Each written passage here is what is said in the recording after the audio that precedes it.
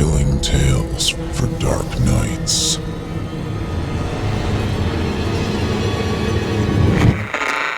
Want to make sure you never miss a Chilling Tales for Dark Nights video again? Be sure to subscribe and hit that bell to turn on notifications. The following program is a production of Chilling Entertainment and the creative team at Chilling Tales for Dark Nights, and a proud member of the Simply Scary Podcast Network.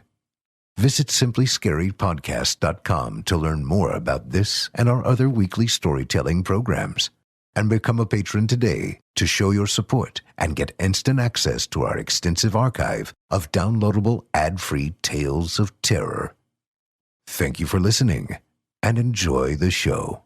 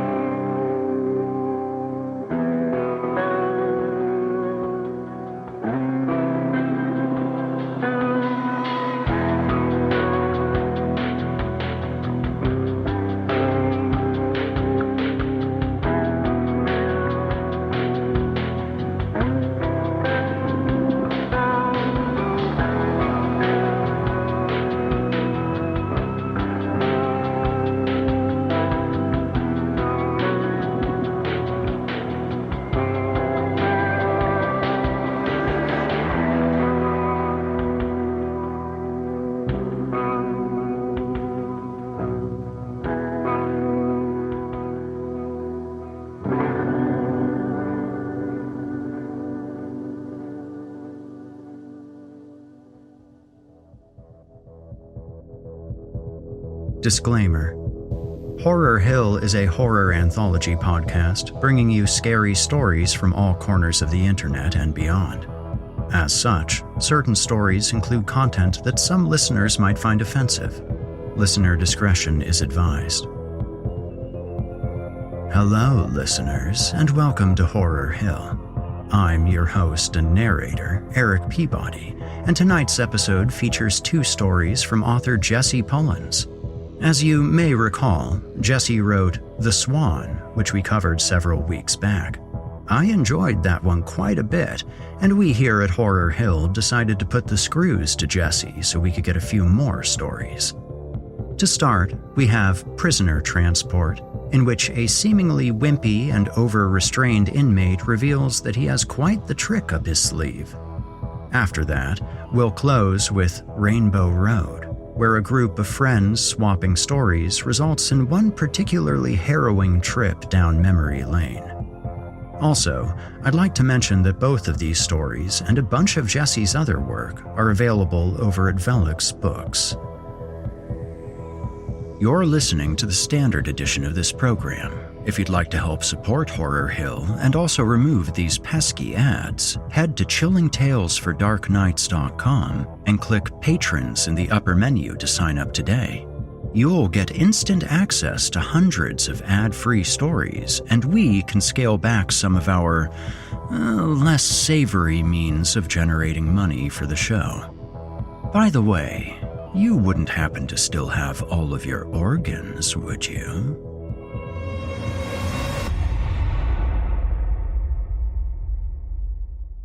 And now, from author Jesse Pullins, I give you Prisoner Transport. He had an air of blatant arrogance about him.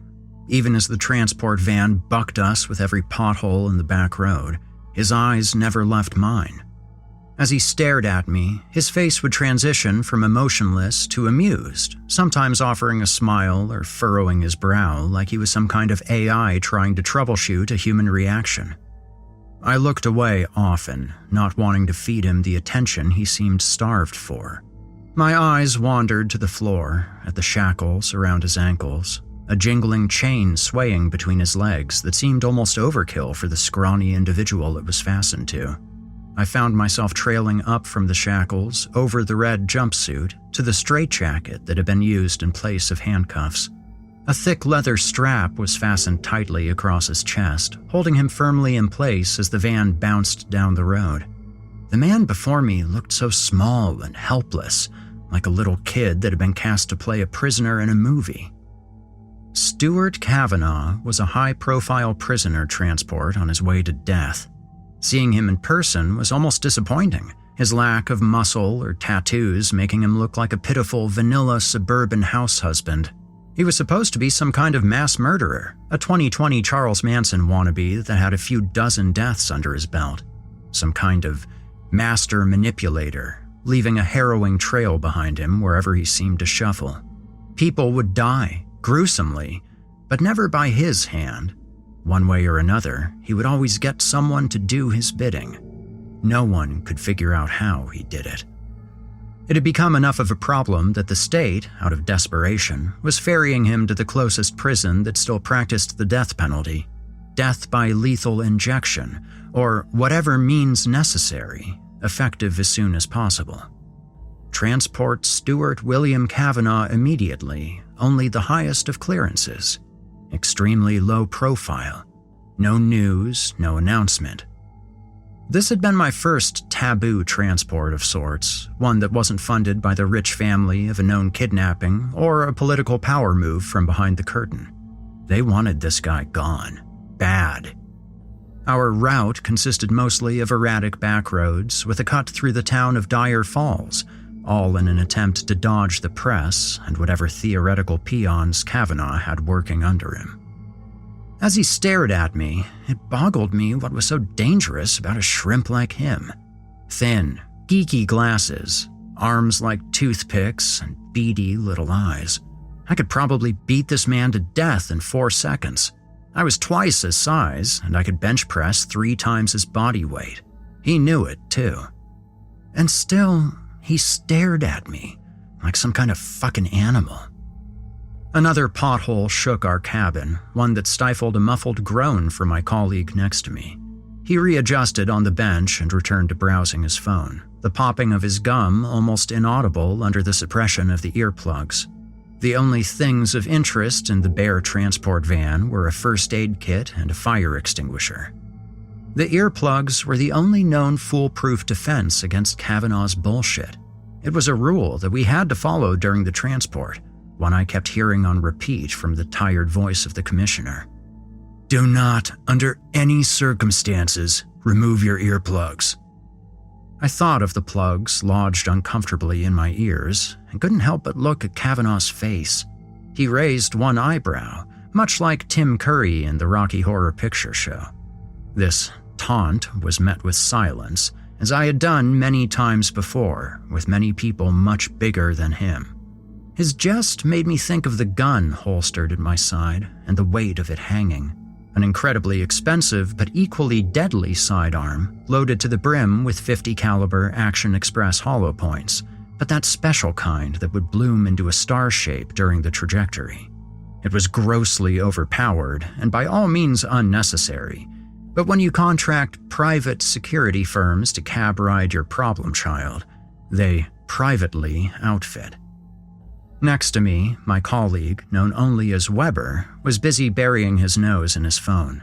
A major infraction by the company's standards, but this was the norm for him, even though he looked like a teenager out of his element. This was my third ride with Weber, and during the second of which I had witnessed him killing the transport in self-defense, brutally. Kavanaugh watched Weber, and when he saw him looking back, he simply winked at him and went back to perusing his phone. Tinder from the looks of it. Kavanaugh scowled at Weber, but whatever noise he made I couldn't hear. After failing to get a rise out of him, he turned back to me and settled in like he was watching a movie. It was annoying, sure, but this was nothing. We once had a guy who bit off his own tongue and would collect the blood in his mouth until he had enough to jet stream our visors like that dinosaur from Jurassic Park. The worst part was, we had no idea when he actually did bite his tongue off. He did it silently, without emotion. For a while, we all wobbled in silence. The ride was only supposed to be 2 hours, and this one felt like 3 already. Not a good sign, but it was how it always went. Eventually, we would jump out of this shuttle, and the money would spend the same. Kavanaugh continued to stare at me, cycling through facial expressions as we maintained eye contact. It looked very unlike him, like the actions didn't match his face. He looked like the type to grill at a Saturday get-together, flipping burgers and khaki shorts with his socks rolled up to his knees. To see him do stupid shit like cross his eyes intentionally or make silent fart noises with his tongue was just strange. Despite my lack of engagement, he still continued long after I stopped paying attention. Another pothole shook the vehicle, and Weber almost dropped his phone. He proceeded to pound on the wall of the van with a gloved fist and yell something I assumed was, "Settle down, you goofy bitch," before immediately going back to scrolling and swiping. Swiping right a lot, it would seem. I shifted in my seat, trying to relieve the numbness on one side of my ass and push it to the other. My gun dug uncomfortably into my hip, and I readjusted my cell phone so the barrel wouldn't shatter the screen. Kavanaugh watched me while I did this, pausing his annoying kissy face like he had suddenly discovered something of interest. His lips unpuckered and formed into a disturbing sort of ear-to-ear smile. I paid it no mind, but the sudden change in tactics was curious. Some prisoners kept to themselves. Others begged to be let go. Prisoners like Stewart were hell-bent on tormenting you until you slipped. Whether it was to cause an opening or just for the satisfaction of goading was beyond me. Stewart started mouthing words. It was easy to ignore him at first, just simply avoid looking at his face. If I could just keep my gaze on his shackles and straitjacket, I could track his activity until we arrived at our destination. I was fine for a few minutes, and would have stayed fine if my ego didn't get the best of me. After all, every bull wants to be challenged. I looked at his face and tried my best to make out what he was saying through his slow lip syncing. I expected something like rent-a-cop or pussy, but what I deciphered was nothing along those lines. No jab or provoking insult, just two words said plainly over and over. Yellow ball. I became instantly anxious. My guts felt like they were melting together, and I got the sudden urge to throw open the back door and run as far away from the van as I could. I can't really put the feeling into words. It felt like death itself. Like I was being forced to watch someone get hit by a car, but the car was still a block away, gaining in the distance. He had my attention now, and he knew it. I looked at Weber, who was still glued to his phone. Kavanaugh sat and waited, smug and wrapped in his straitjacket with his eyebrows raised like he had moved a chess piece and was awaiting my turn. I started to sweat, and my breathing felt uncontrolled and labored. His prying eyes made me self-conscious and painfully aware of the things near me. The tight fit of my body armor, the heavy weight of the gun in its holster, the lodged shape of the phone in my pocket. I tried to look away from Kavanaugh, but every time I broke eye contact, I could hear those two words like he was speaking inside my head. Yellow ball, yellow ball, yellow ball. His arrogance only frustrated me, and I couldn't understand how it was getting to me so suddenly. I had been on a ton of transport jobs with all shapes and sizes, and this dweeb was getting under my skin. My face and ears were getting hot. It was hard to breathe in the armor, like someone was sitting on my chest. Despite my discomfort, I reminded myself of the important rule stressed by the commissioner. Do not, under any circumstances, remove your earplugs. Kavanaugh took a deep breath and mouthed the two words again. Yellow ball. I pinched the ends of each earplug and pulled them out, letting in the sound of the bumpy road and the van's engine. Kavanaugh smiled. You say something to me, punk? I said, quieter than I expected. Weber didn't hear. It was just me and the prisoner now. Kavanaugh said nothing for a moment, and I could see his pupils shifting as they rapidly stared into each of my eyes individually. He was calm, collected. When he finally spoke, it was hushed and gentle. Do you think the bones of a child taste different than the bones of an adult? There was something icy about his words. It made me sick to my stomach. What did you just say? I asked, a little louder. They're bones. I've never tried cannibalism, but I've always wondered if it would taste differently. You best keep your mouth shut for the rest of the ride, or we're gonna have a fucking problem. They said nothing about the condition we had to deliver you in, I said, seething. Having given my warning, I started to return the earplugs to my ears. Scary, Kavanaugh tisked and tilted his head forward. But tell me, was it a spontaneous gift, or did she pick it out herself? He asked. I don't know what you're talking about. Sure. What do you think their last thoughts are as they're dying? Do they ask for mommy, or do they ask for God? The words raked down my back like ice. I thought of the gun and how much better I would feel if it was in my hand. Shut your fucking mouth, or I'll knock all of your teeth out. I'm sure they'd like that where you're going. Very beneficial. As I leaned forward, the prisoner clicked his tongue. Cute. Just put it all on the table. Big, strong man like yourself. How many of you preached that same threat? Is that what does it for you? He hissed. Funny story. I once asked a man to pull out his own teeth, one by one. He cried and sobbed, and there was so much blood. But he still did it. Best part is, he still had enough strength to strangle the DoorDash driver when she dropped off the food I was going to eat in front of him.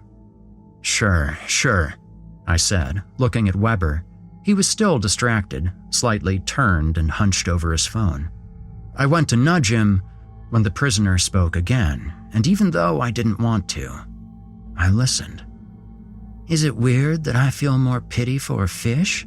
A dog will follow you loyally to its own demise, but fish, no.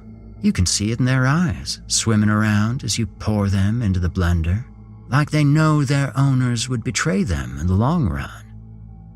I looked away. The earplugs were rolling away on the vibrating floor. One of them stopped against Weber's boot. He didn't notice, and the prisoner was still talking. It would be so easy. Probably kicking it around right now. Right in the front yard, right under Mommy's nose. You think you could get there in time? I don't know. Really? Scoop her right up like she was never there. You think she'd know the difference between cereal and thumbtacks? Do you think she'd care? My blood was boiling. My hand squeezed, suddenly feeling heavy. I'd kill you, was all I could say. Would you? Or would you join for breakfast? You're fucking sick, you know that? Yeah, I'm sick all right. Sick of being in these restraints. I think I've hung around here long enough. It was interesting to see the government dogs scramble in their attempt to control me, the whole time thinking they had me. It's hilarious, isn't it? They're so sure of themselves. Just a bunch of people looking to collect a check. Like you, not professional in the least. You couldn't even keep the plugs in. I stared at him, grinding my teeth together so hard it hurt. He smirked at me briefly before turning to Weber. He had finally looked up from his phone. Did you remove your hearing protection? He asked, immediately alarmed. His look of confusion was reduced to a malformed rupture of gore as his visor shattered in a spray of red. The gunshot was deafening, ringing off the inside of the van. The gun in my hand was smoking, the large, ejected casing bouncing off the floor. Oh God, what the fuck? Was all I could muster before the van slammed on its brakes. I was thrown into the still bleeding corpse of Weber, struggling to stay upright as his body ragdolled into mine. The eviscerated melon that remained for a head leaked profusely under the helmet, splashing at my armor in hot bursts. My boots slipped under the spatter, and as I tried to regain my composure, Kavanaugh remained perfectly in place in his harness. Weber's smartphone screen shattered as it landed face down. Oh my, what have you done? Those guns just go off, don't they? He taunted. You son of a bitch! I spat, whipping the gun around. I shot him twice, center mass, the gun barking loudly with each squeeze of the trigger, each blast more deafening than the last. I gaped as I saw that both of my shots had missed, one shattering his shackles, the other blasting the hinge that held the strap over his chest. The gun was aiming on its own. Once the van stopped, I heard the sounds of the drivers throwing their doors open from the outside. Kavanaugh laughed and stood from his seat, shaking the restraints off awkwardly from the confines of his straitjacket. "What? How did you? How?" was all I could say. I pointed the large gun at him, but couldn't seem to squeeze the trigger. I couldn't seem to do anything. "Here's the deal. When your buddies open that door, they're going to hold their fire. Instead of restraining me, one is going to see how many long sticks he can fit in his throat until he passes away.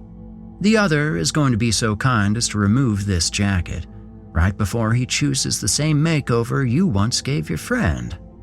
"Bullshit! They'll stop you!" I said, wanting to grab and restrain him, but unable to find the will. My body simply refused to respond. Kavanaugh crouched next to me and leaned forward to whisper in my ear.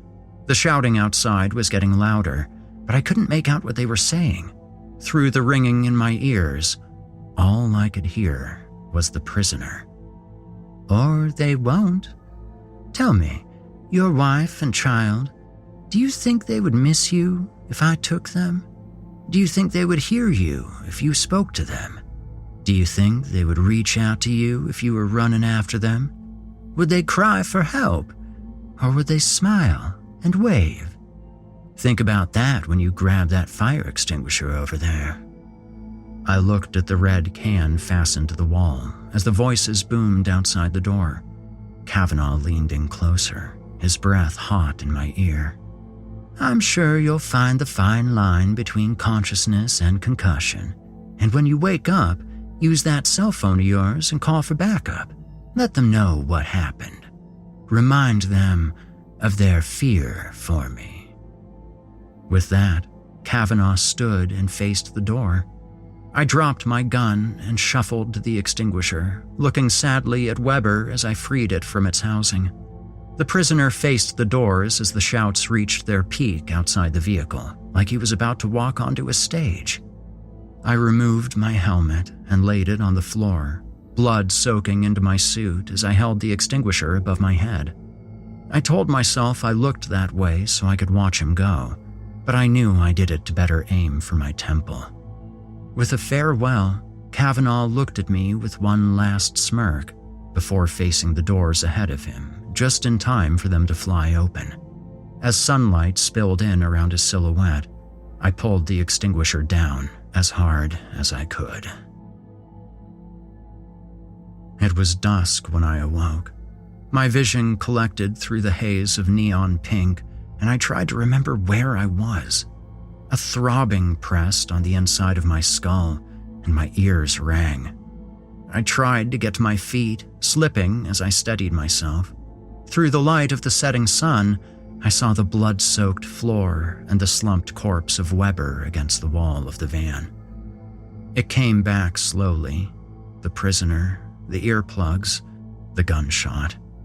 I looked at the fire extinguisher lying on its side and the echoing words that followed. Let them know what happened. I shambled out of the van and jumped down, feeling the crunch of gravel under my boots. We were on a dirt road, heavy forest lining each side of the path. The van had skidded to a stop on the shoulder in the middle of nowhere. The dizziness faded in and out as I squinted at the sun that poked through the trees. My legs were shaking, and as I tried to get them under control, I found myself vomiting instead.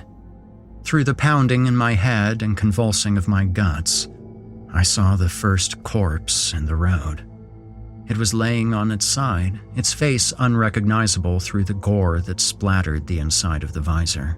The top of the helmet was exploded outward, a collection of flies swarming the trail of gory matter that followed the gunshot. The gun was still clutched in the body's hand. Opposite the gunshot victim was a second body, almost posed for display. The corpse was on its knees, head held back like they were yelling at the sky. Protruding from their mouth was a cluster of misshapen sticks, some of them larger and more jagged than the others. Each of them looked to fit impossibly in the horribly stretched mouth. Between the two bodies was a folded red prison jumpsuit and a discarded straitjacket. "Remind them of their fear for me." I felt for my phone, deciding it was time to call the police. My hands were shaking, and it took me several tries to properly hit the power button. When the screen finally lit up, I could only stare at it with sobering clarity. The lock screen was a picture of my daughter, her joyous smile captured mid-laugh. Held tight in her arms was a bright yellow ball.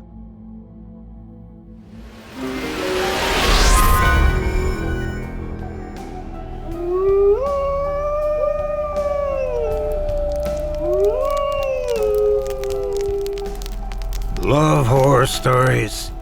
Well, I've got plenty to share. I'm Otis Gyrie, your host, for Otis Gyrie's Nightmare Fuel, where every week I spin spine-chilling tales that'll have you sleeping with the lights on. Picture this: a crackling campfire, the dark woods of Camp Duskwood, and twilight like whispering in the distance. That's where I invite campers, just like you, to join me around the fire as I share stories of haunted highways, cursed deals, and things lurking just out of sight. If you're a fan of Erik Peabody and Horror Hill, you'll feel right at home by my fire. So pull up a seat. The stories are dark, fire's warm, and there's always room for one more camper. Just don't wander too far into the woods. You never know what's watching. Otis Gyrie's Nightmare Fuel has just debuted, and I've got spine-tingling episodes waiting for you to binge right now. New campers, join me every Wednesday at 9 p.m. Eastern Time for fresh tales of terror. Available on Apple Podcasts, Spotify, and wherever you find quality podcasts. Join the campfire, if you dare.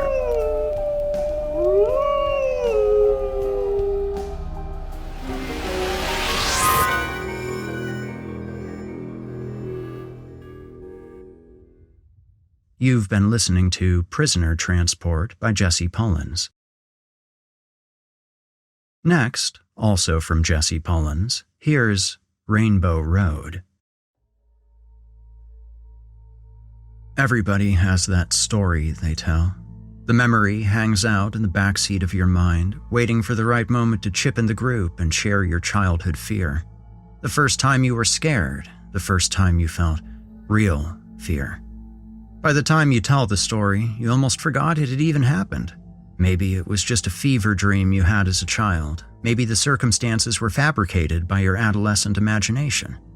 Even though you doubt it even happened, the memory still lingers, held more dear than what should have been your cherished moments when you were younger. When you think back, you don't remember the first time you tied your shoes or the first basketball hoop you made. You think of that story. It's there, waiting, almost as if it has unfinished business with you, like you're not allowed to move on from it yet. And you tell the story with a big smile on your face, the ones around you laughing so hard they ugly cry, because your experience was so real and relatable, it could have happened to them just as easily as it happened to you. Once you've shared it, you feel better, and the memory retreats back into its den, hibernating until the stars align and it can torment you once more. I was at work when the opportunity presented itself. The night shift was over, and we were all in the locker room, exchanging thick uniforms and heavy boots for Crocs and basketball shorts. Terry was telling a story about his fear of rats, his face a half grin as he struggled to get through it without laughing. I was on the bench, unlacing my boots. Dude, I had been looking for this fucking rat for weeks. I would always see it out of the corner of my eye, little bastard scurrying around when I was trying to sleep. Turns out it had made a nest in the box spring. I had been sleeping on it, dude," Terry said, shivering as he thought back. The other guys laughed, a cackling chorus of grown men amused by someone else's demise. I laughed as well. Terry was well known for his fear of rodents and was heckled about it constantly. They went back and forth over the details as I kicked off my boots. How did he deal with it? Did he burn the mattress? Did he let it sleep there forever?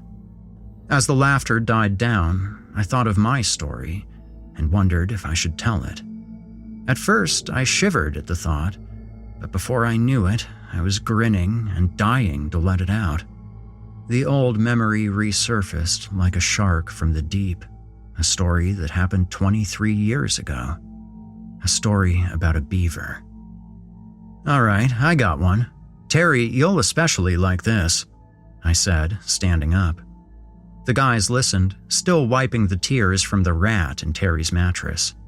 It had been so long since I'd thought of the beaver, and the details flooded in as I pictured it in my head. "All right, so this was a really long time ago when I was a kid. I think I was 5 or 6. Anyway, I used to live in this trailer park over on Rainbow Road, that one over there by the highway." I vaguely point north as I close my locker. There are a few interjections before the story continues. "Wait, Rainbow Road? Oh yeah, I know that place. My aunt used to live there." "You used to live in the Cans, Jay? Over by 94? Terry asked. "Yeah, long time ago. Been ages," I said, and resumed the story. "Anyway, it was in the summer back in the 90s, and we were all playing outside. Not shit to do. There was nothing but trailers and a long line of mailboxes. We were all poor, and there was no playground to play at, so most of the time, all the kids would just group up and we would walk around and play with rocks and shit. We would walk around all day, and our parents didn't care as long as we didn't go by the highway. They were always worried about a car hitting us," I said, and in my mind, I could hear the sounds of cars passing by. "So, there's like 5 of us playing by this trailer that didn't have anyone living in it, and all of a sudden, one of the kids just freezes and says, 'What's that?' We all look, and sitting on the porch of the trailer is this big fucking beaver just staring at us," I said, the beaver's black eyes and teeth clear in my mind. I shuddered at the thought of it.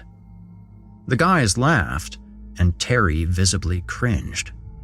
"So we're all frozen there, all of us too scared to move. We'd never seen one before. We're all terrified of this beaver, and it's just staring us down, and we're just waiting for it to rush us, like it was going to eat our bones or something. Real scary shit. Anyway, there's this girl standing next to me. I think her name was Kirsten? She whispers to me and says, 'Go get your mom, we'll stay here.' My house was the closest, only 2 trailers away. So I run home, thinking this beaver is going to chase me like it's some kind of horror movie or something. And I run and tell my mom, and she starts yelling about us playing by the highway. And the whole time, I'm just scared shitless this beaver was going to eat my friends by the time we got back." "No shit. What happened? You guys get attacked?" one of the guys says, and I laugh. "No, my mom grabbed a broom and we went back and she pretty much shooed it off. But I still can't shake the look that beaver gave us. We really thought it was going to eat us. Fucking hate beavers, dude."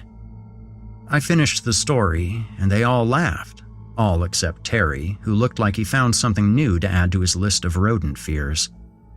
I chuckled to myself at the thought of the memory, feeling a bit of the weight lift from my mind, like a shred of the trauma was healed. After some brief shit-talking, we all punch out and leave the building, everyone walking to their cars with their heads held high now that the day's work was done. I wave goodbye and get in my car. As I watch the other guys pull away and drive off, I find myself sitting there in silence, pondering the story I told. I think of the beaver story, with its nasty buck teeth and black eyes. I think of how funny it is looking back, and I hear the laughter of the guys in my head. The longer I think about it, the more the laughter fades away, and the more I hear screams instead. I think of the story, suddenly feeling guilty, wondering why I said it in the first place. Maybe, after all this time, I'm just trying to make myself feel better. In my head, the memory unravels. I think of the story and how it's a lie. There's no beaver. There never was. I lean my head on the steering wheel. I hadn't thought of it in so long. I was sure I could leave it in the past. I hear the screams, my own and those of the other children. I think of the unexplainable memory pushed so far in the back of my mind. Kirsten was my first crush. I remember her freckled face and short hair and a little red ball cap she would always wear. Everyone thought she looked like a boy, but I thought she was pretty, even though I really didn't know the meaning of the word. She lived across the park in a yellow trailer and would always come over to play when all the kids got together. There were 5 of us, and only a few of us had bikes, so if we all wanted to play together, we would usually walk around and play with sticks and stuff like that. Sometimes we'd play tag or Red Rover, but that day we found ourselves just walking around, bored. The trailer park was an oval formation, the mobile homes placed in a loop with a circular road in the middle. It was surrounded by trees, except for the side I lived on that was tucked into a hill that the highway was built on. It was nice outside that day. Our parents booted all of us out of the house so we could enjoy the weather and so they could have some peace and quiet. They only had 2 rules: don't talk to strangers and don't go near the highway. The park wasn't fenced off or anything, and you could hear cars and trucks flying past all day long. We were walking the road in a little group, doing laps without any real plan. We continued like this for a while, every time passing each other's houses and telling jokes, sometimes nagging our parents if we could come in yet. 2 trailers down from mine was the only vacant lot in the park. Nobody lived there as far as we knew. The driveway was always empty, with a concrete slab in place of a trailer. The backyard consisted of an uphill climb through the trees that led straight to the highway. It was silly, but between the emptiness of the vacant trailer and the sounds of the highway, it felt like that specific lot was separate from the rest of the park. I don't know if it was the shade from the overgrown trees, the layers of old pine needles on the ground, or the dead sticks scattered about the unkempt yard. There was just always something about it, like it was in its own little bubble. That's when the dares started. On that particular boring day, one of the kids had the idea that for every lap we took around the park, one of us would have to step foot on the lot. The mini barren zone always gave us the willies, and the thought of pushing the boundaries of the scary property gave us all a shot of rebellious adrenaline. At first, I thought it was scary, and I was worried about getting into trouble. But when I saw Kirsten perk up giddily, I decided to play along so I could impress her, whatever I could do to seem cool and make her smile. It felt like we were doing something bad, and the excitement of who would go the furthest would hurry us along as we walked each lap around the park. We would take turns. The first lap, one of us would walk into the driveway. The next, we would go up and touch one of the sticks, etc. I remember on one of my turns, I crept into the yard behind the little driveway and sprinted back, comically yelling like something was chasing me all the way back to the road. Looking back, it was immature, but it felt like the unexplainable gloom was always trying to nip at your heels. Hours passed as we repeated the cycle. A lap around the park, then one of us running in. There, toward the end, we were jogging around the park, all of us excited to take our next turn. As time went on, kids would get called to come home, and the group began to dwindle. We started to push faster, each of us paranoid to be the next kid to be walking away from the fun with our head hung low as the others laughed.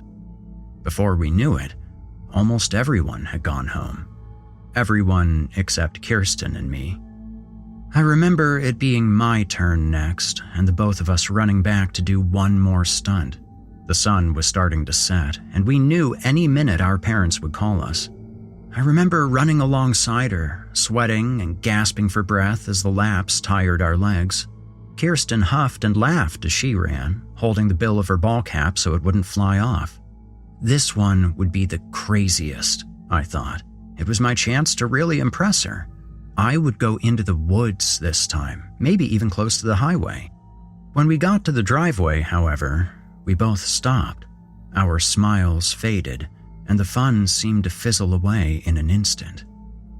There was an old, run-down trailer on the vacant lot, like it had appeared out of thin air.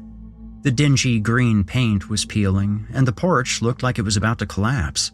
The drapes in the windows were nicotine-stained and ratty, barely concealing the complete darkness within. As I watched, the front door creaked open slightly. From the darkness within, a groaning whisper escaped. No lights on inside, no car in the driveway. What the? I looked at Kirsten for validation, but she wasn't even looking at the trailer. She was looking at a woman in the yard. It was then that I noticed her, off towards the trees. She was standing with her back turned, and even though we couldn't see her face, we knew something was horribly wrong. Once white clothes were heavily stained and ripped up, fitting awkwardly on her frame. One of her legs was bent backwards, and one of her arms was missing, a heavy drizzle of blood oozing from the stump. Despite how mangled she was, she stood perfectly still. We just stood there for a time, both of us silently gawking at her. The air was chilly, like a temperature drop before a bad storm.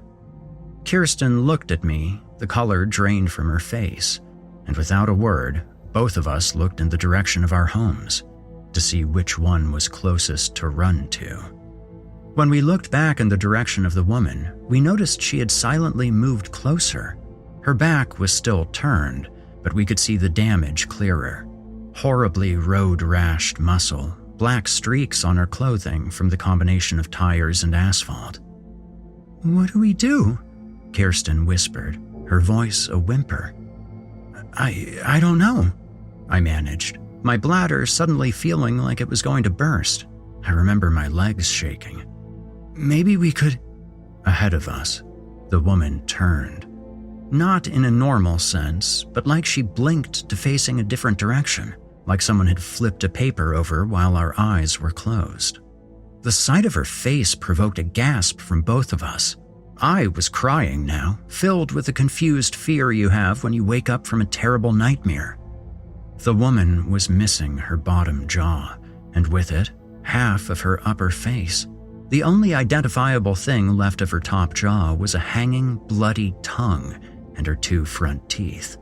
A single eye looked at me angrily, the pupil surrounded by the dark splotching of burst blood vessels. No sound emitted from the woman, but seeing the way she stood there, frozen in place, something was just wrong. Horribly wrong. "Your house is closer. Run! Get your mom!" Kirsten whispered, her voice trembling. Her breath came out as fog. The mangled woman remained in place, but her single eye was looking at Kirsten now. Before our eyes, she blinked forward, 3 feet closer in Kirsten's direction. I wanted to reach for her hand, but it seemed so far away.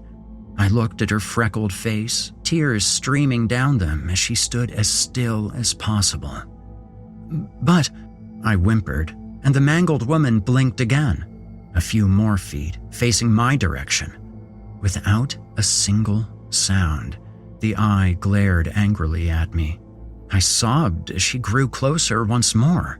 Her eye dilated in response to my noise, and her only remaining hand twitched.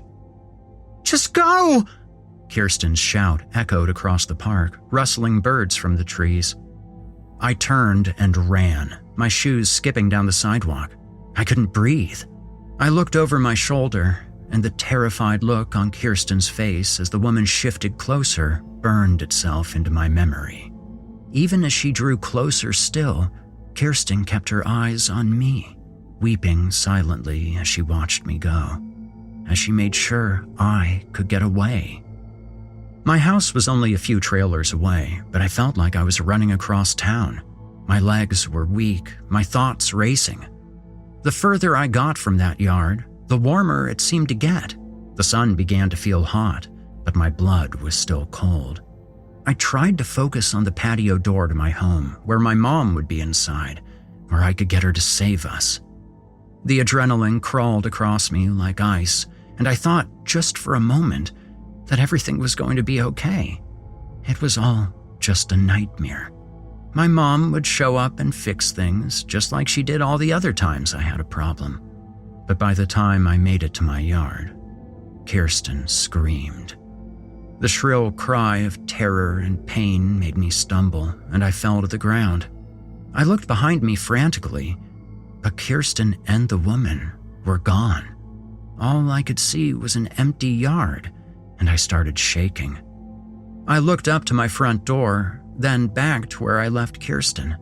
I didn't know what to do. I thought it would take too much time to get my mom. I shook and sobbed on the ground as my adolescent brain tried to compute the right thing to do. I just wanted to help. I just wanted her to be okay. In my fear, I wet myself. Behind me, Kirsten screamed again. She was getting further away.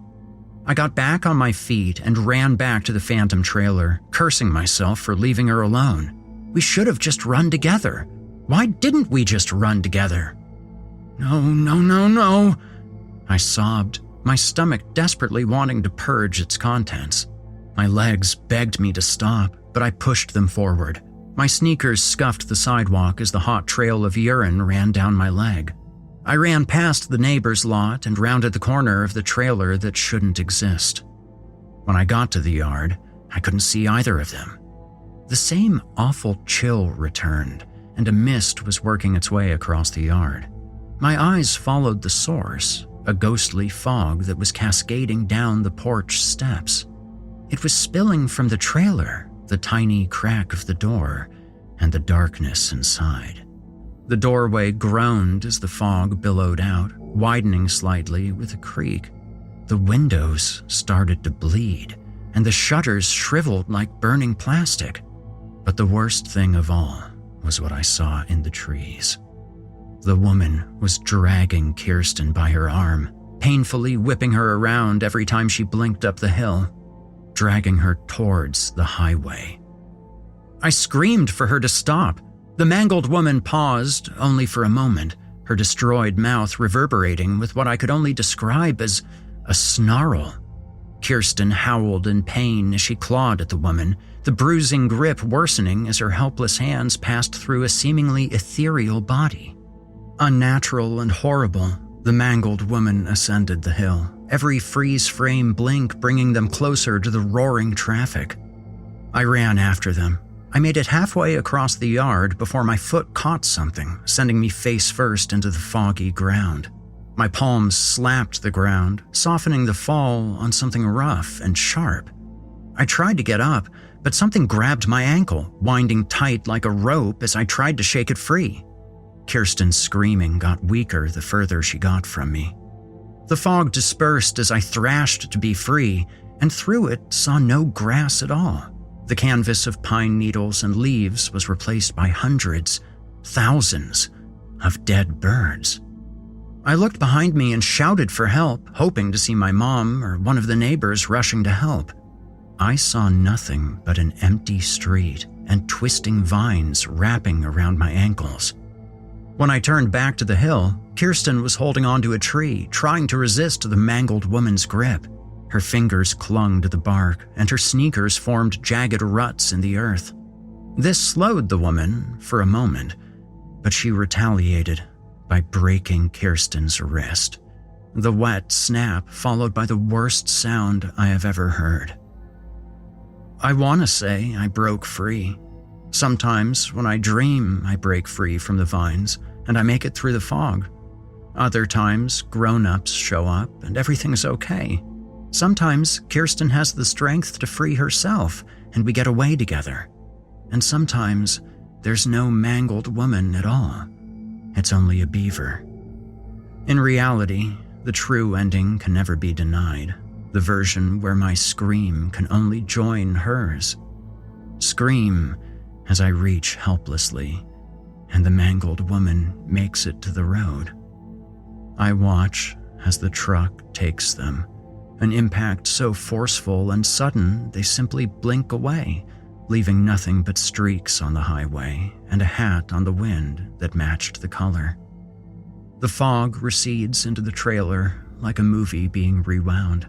The blood seeps back into the glass and the curtains unshrivel. The warmth returns and the parents flock outside, mortified as they press me for answers. In time, my screaming fades, replaced by the howling of sirens in the distance.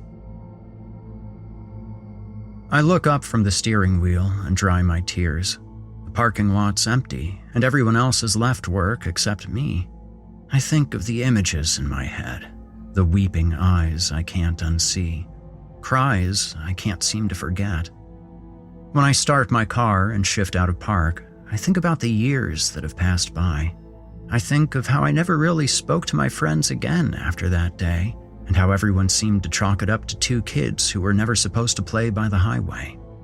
The park seemed to fall apart after that, Kirsten's parents moving first, with my family to follow.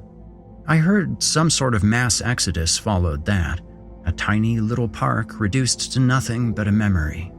Another traffic accident, another poor child lost.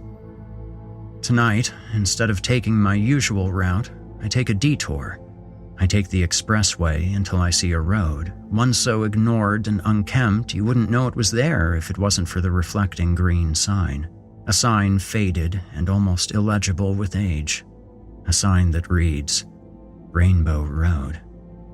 I turn onto the winding path, one that feels more like the entrance to a cemetery than a back road.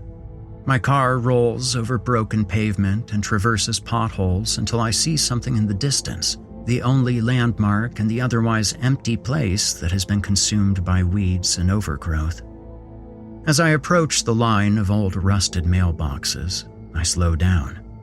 Ahead is the concrete circle, but there are no homes, only a loop that's been slowly swallowed by the forest surrounding it. My headlights cut through the unnatural dark, the special kind that engulfs from the middle of nowhere. I think of a hot summer day and a bunch of bored kids with nothing to do. Letting my car idly crawl, I pull into the loop and survey my surroundings. On Rainbow Road, there are no mobile units to be seen. Each passing slab of the empty lot looks like a gravestone, a gritty reminder of young little lives that will be forever changed. I pass by Kirsten's old lot and think of her freckled face, the way she laughed, and the way she would roll her eyes when I made stupid jokes. I pass by the old lots of my friends' houses and wonder where they're at in the world. I pass by the lot where my home used to be and think of my mother, a time before the therapy I went through, a time before she started talking less and less. Driving past the old vacant lot, I see no mangled woman and no green trailer, only the lights of cars flying down the highway on the hill beyond. I look at this one longer, expecting to see something more, something of meaning. I look over the weathered surface of its foundation, years of rain slowly chipping away at the concrete, the grass that has overtaken the driveway, the thin layer of gravel reclaimed by the earth. I stare into the trees. I look at every wicked branch in the night.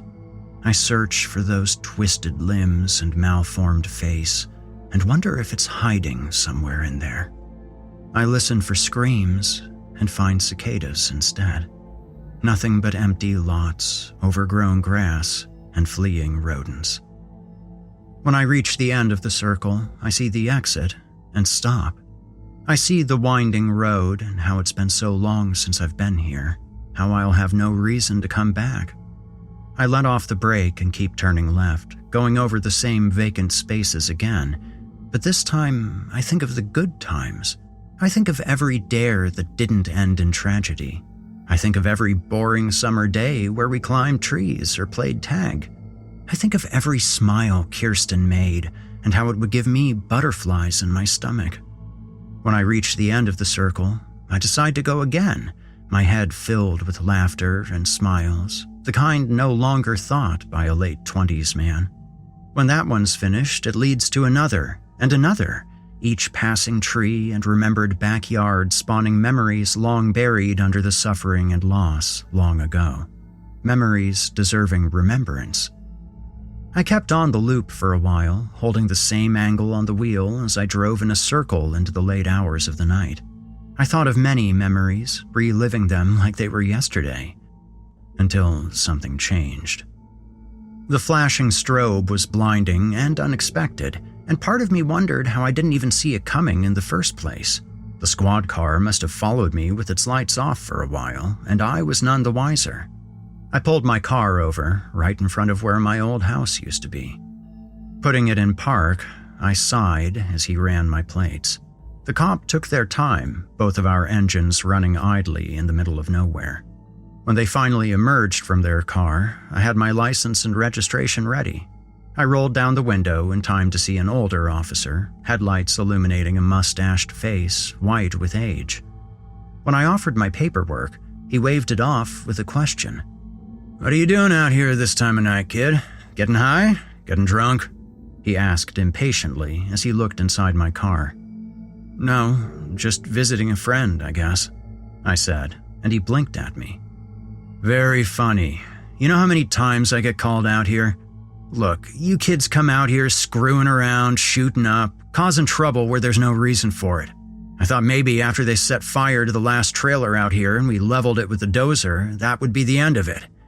But now you're here, driving circles until dispatch picks it up. There ain't nothing out here, kid.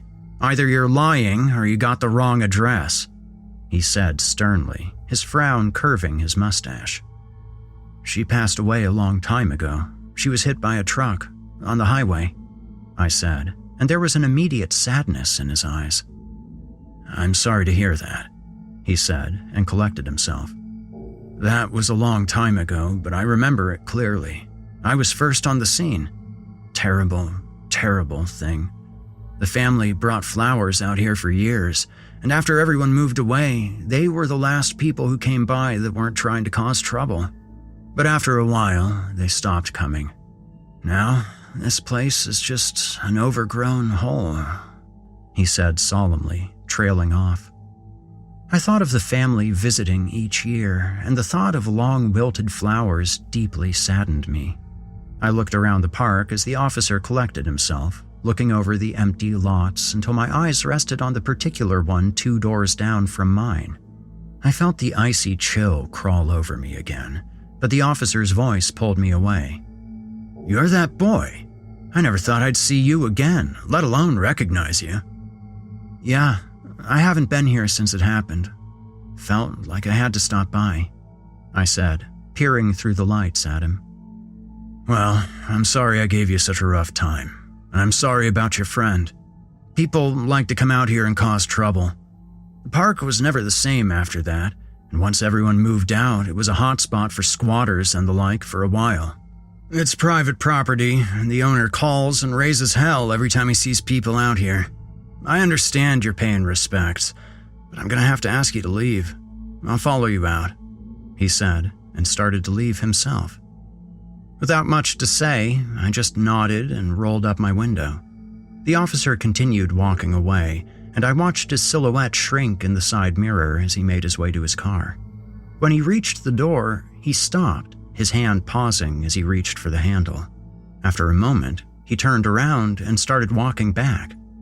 I waited for the mustached face to come into view and rolled the window down again. "Hey, kid?" he asked, his brow furrowing a little. "Yeah?" I said. The air was feeling chillier, a light fog rolling over the road. The sight of it made me sick to my stomach. "Back then, when the accident happened and I arrived on the scene, you kept saying the same thing over and over. Green trailer, lady in the woods," he said, leaning on the door. "I remember," I say, but I'm not looking at him anymore. My eyes are held ahead. "Are you sure that's what you saw? Are you sure that's what happened?" he asked, and I could feel him studying my face. "I'm positive, no doubt in my mind." "Why?" I asked, looking to the side of the road, to the darkness beyond the headlights. "When we arrived, there was no trailer, There wasn't any woman in the woods either. Asked every resident in the park. Nobody saw anything. We searched for miles, thinking maybe you were right and someone had fled the scene. Even got a helicopter.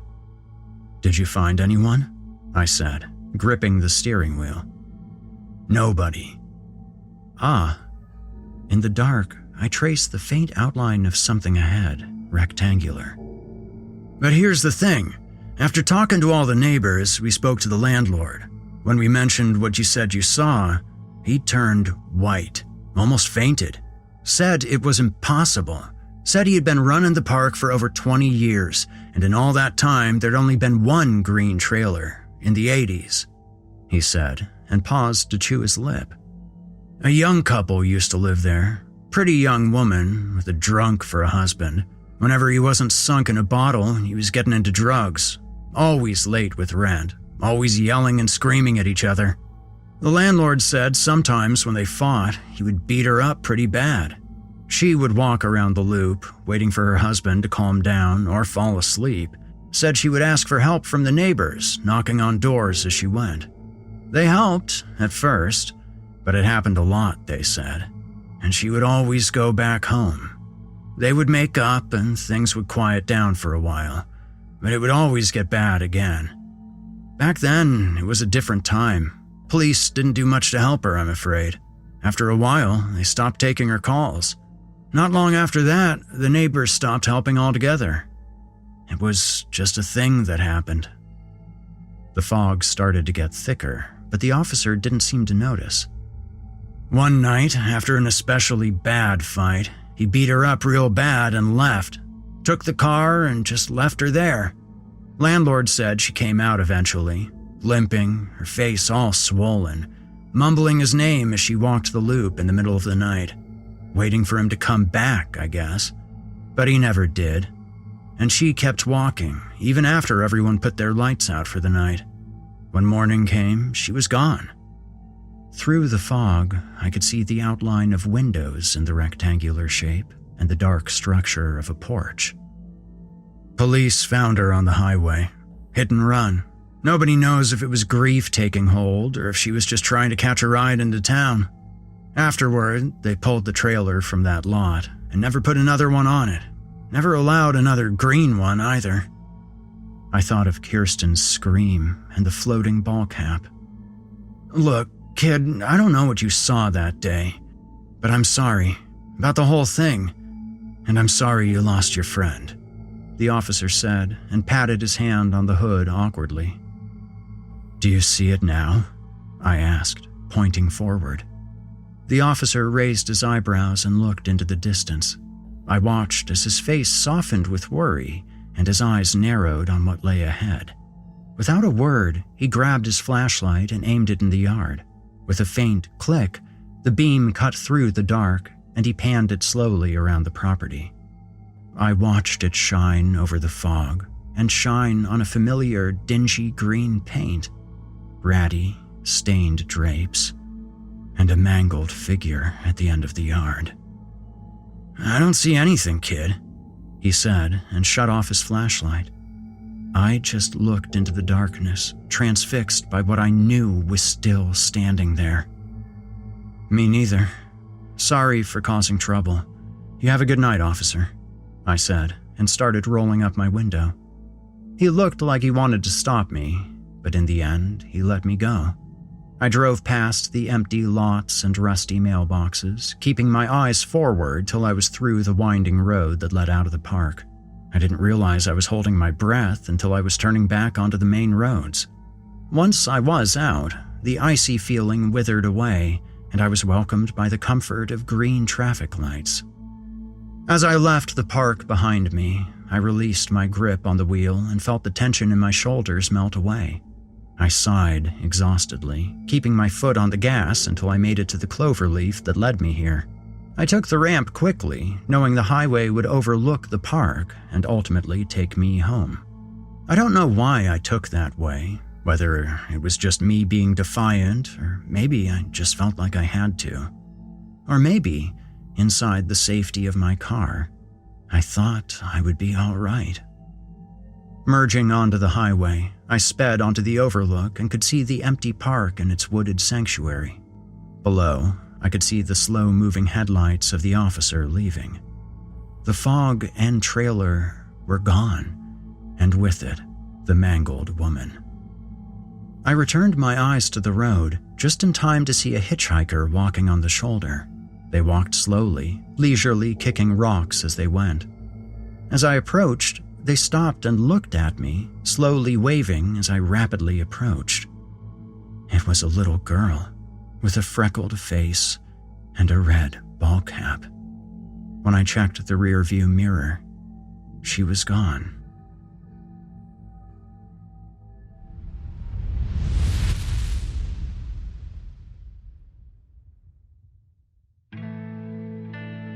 You've just heard Rainbow Road by Jesse Pullins. Jesse Pullins is an American short fiction writer and Hawaiian shirt enthusiast from the Midwest. With a love for horror and suspense, he draws heavy inspiration from retro video games and classic creepypastas. I'll admit, folks, with Jesse being a retro game enthusiast, Rainbow Road had far fewer banana peels and Koopa shells than I expected. Oh well, I guess I won't be reliving my Mario Kart days after all. Regardless, I hope that you enjoyed tonight's entertainment. I hope to see more of Jesse's work on the show in the future, and in the meantime, I'll encourage you to head to veluxbooks.com to check out more of his work. That should tide you over until next week, when I'll be back with more stories to keep you shivering through the winter. Until then, listeners, stay spooky. You've been listening to the Horror Hill Podcast, a production of Chilling Entertainment and the creative team at Chilling Tales for Dark Nights. Tonight's episode was hosted and narrated by yours truly, Erik Peabody. Original music provided by Erik Peabody and Nikki McSorley. Finalization by Erik Peabody and Craig Groshek.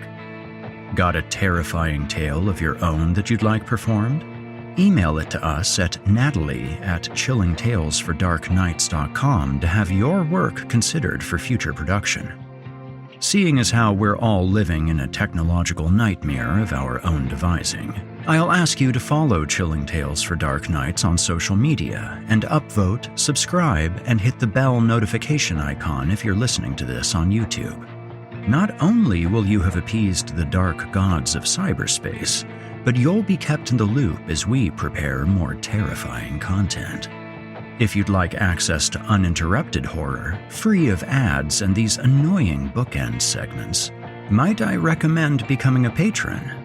You'll get access to hundreds of episodes of this show, as well as everything from the other programs in the Chilling Tales for Dark Nights cabal. That means all of Otis Jiry's Scary Stories Told in the Dark, Drew Blood's Dark Tales, Paul J. McSorley's Fear from the Heartland, and more. It's a veritable smorgasbord of horrific delights. As for me personally, I'm on most social media as Viking Guitar or Viking Guitar Productions. I'm always on the lookout for new stories to narrate and new music projects to mix or master. If that's of interest to you, feel free to reach out and we can talk turkey. Also, I will be back next week with more terrifying tales to keep you up all night. If darkness is what you're after, listener, your search is over. Yet, let it be known, you haven't found the darkness. The darkness has found you.